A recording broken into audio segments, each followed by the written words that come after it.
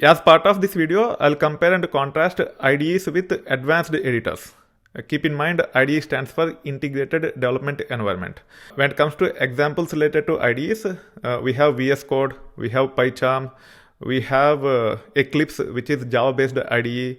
Like that, there are quite a few IDEs. There are general purpose IDEs, there are programming language specific IDEs. For example, Visual Studio Code is general purpose IDE, IntelliJ IDEA is nothing but Java-based IDE, PyCharm is nothing but Python-based IDE.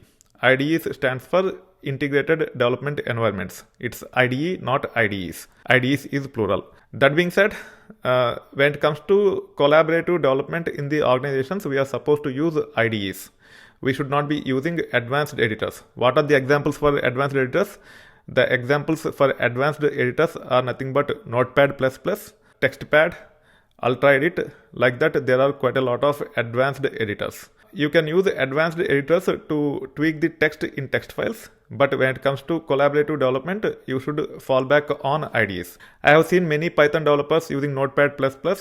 It is not appropriate to use Notepad++ for application development or even building data engineering applications using Python.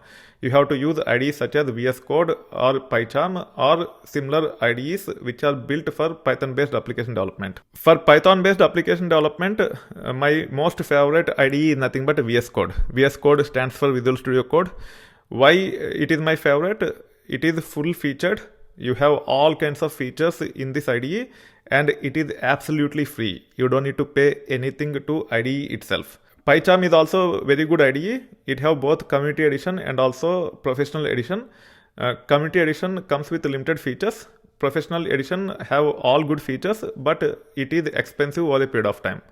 When we have free IDE with all the features, why to go with paid IDE unless your company sponsors for it?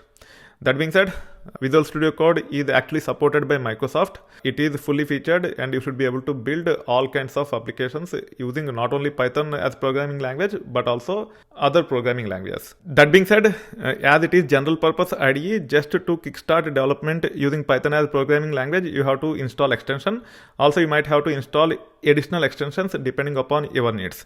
Initially, it will have a little bit of overhead to get started, but once you get used to VS Code, you will start loving it. I'll actually cover most of the extensions which I use on regular basis, be it remote development extension pack or the extensions related to cloud platforms such as AWS, Azure, GCP, or the extensions such as GitLens.